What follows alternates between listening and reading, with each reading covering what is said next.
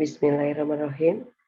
Untuk pertemuan pertama ya pengantar manajemen, saya coba menjelaskan tentang pendahuluan dari mata kuliah ini ya, untuk lebih dapat memahaminya.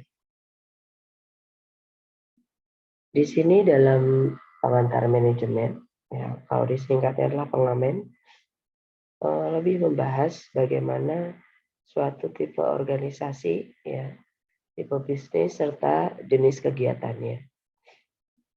Mengapa diperlukan manajemen? Di sini tentu saja perusahaan itu atau organisasi ingin mencapai suatu tujuannya.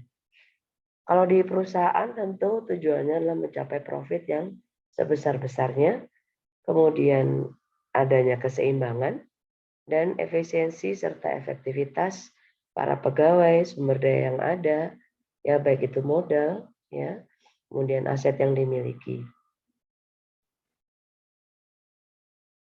Nah, untuk efisiensi di sini antara output dan input itu harus dengan pertimbangan yang baik, dengan perencanaan yang baik.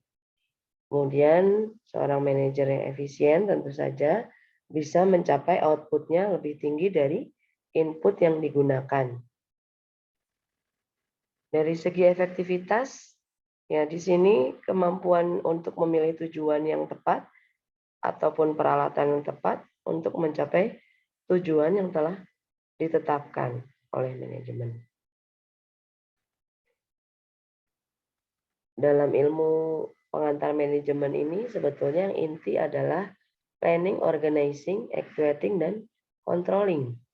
Ya, untuk pencapaian efisiensi dan efektivitas yang diharapkan di dalam perusahaan. Atau bisa kita singkat dengan POAC. Skema pengertian manajemen di sini dapat dilihat ya POAC-nya. Ya, ini semuanya POAC ini adalah untuk mencapai tujuan daripada organisasi ataupun perusahaan. Dalam segi skema pengertian manajemen, kita lihat bagaimana memanfaatkan kemudian sumber dayanya yang ada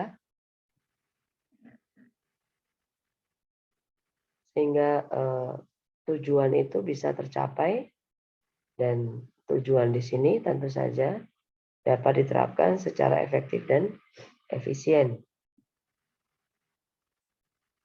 Nah, ini pengertian-pengertian manajemen bisa kalian baca sendiri ya. Kemudian dalam segi manajemen ada di sini adalah namanya top, middle, dan lower.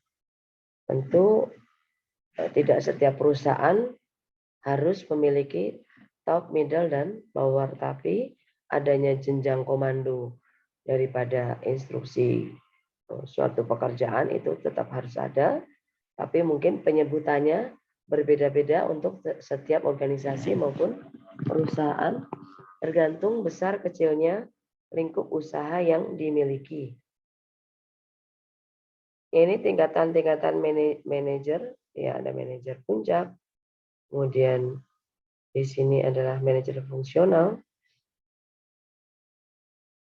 Kemudian di sini apa yang dilakukan manajer? Yang pertama adalah manajer bekerja dengan dan melalui orang lain.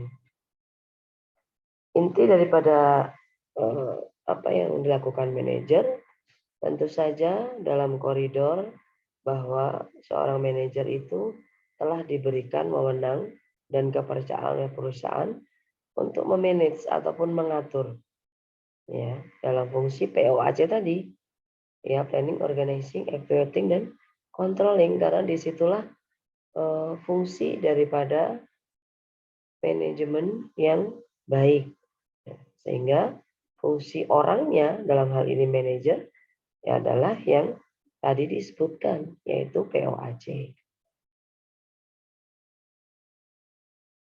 Ini ada tahap-tahapan planning ya, yaitu ada menetapkan tujuan, merumuskan keadaan sekarang, kemudian mengidentifikasi dan mengembangkan kegiatan. Kalau sudah menetapkan tujuan, tentu dia akan merumuskan gimana mencapai tujuan tersebut. Kemudian dalam rangka merumuskan tadi, bagaimana semuanya diidentifikasi, didetailkan istilahnya, dirinci. Ya, apa saja yang bisa diidentifikasi. Kemudian setelah dirinci, bagaimana mengembangkannya? Apakah dalam bentuk kegiatan atau evaluasi ataupun apa? Ya.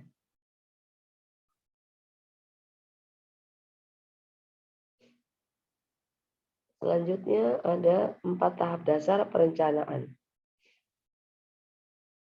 Ya, di sini apa saja dalam menetapkan suatu tujuan. Yang tadi masih sama dalam tujuan daripada planning. Ya.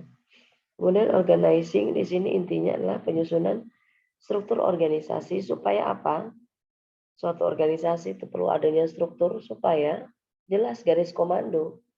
Ya, jadi tidak saling memerintah, tapi ada tugas, wewenang dan tanggung jawab. Misalnya seorang manajer dia memiliki supervisor. Supervisor memiliki para stafnya. Jadi tidak acak-acakan. Staff bisa menyuruh supervisor, supervisor bisa menyuruh manajer, ya, atau terbolak balik untuk wewenangnya. Ya, ini jangan sampai terjadi yang demikian, tumpang tindih istilahnya. Jadi perlu adanya struktur. Adapun bentuk struktur tersendiri adalah seperti di bawah ini. Ya. Dalam bagian organisasi adanya pembagian kerja, manajer dan bawahan ada rantai perintahnya. Jadi kalau kalian membuat struktur hanya dalam kotak-kotak saja, ini akan membingungkan. Tetapi harus ada garis komandonya. Inilah garis komando yang akan menginstruksikan dia harus kemana. Ya, apakah semuanya adalah arah tanda panahnya itu ke bawah atau bisa ke atas dan ke bawah. Nah, inilah yang menentukan garis komando. Ada bentuk piramid dan bentuk vertikal. Ini menunjukkan tipe pekerjaan, pengelompokan segmen pekerjaan, dan tingkatan manajemen. Jadi intinya, seorang manajer itu berperilaku adalah POAC, ya, planning, organizing, actuating, dan controlling. Ya, mencerminkan bagaimana dia bisa memanage suatu organisasi maupun perusahaan supaya efektif dan efisien. Nah, itu yang inti daripada ilmu daripada manajemen di pendahuluan ini. Terima kasih atas perhatiannya. Semoga dapat dipahami dan dimengerti. Mohon maaf atas segala kekurangan. Wassalamualaikum warahmatullahi wabarakatuh.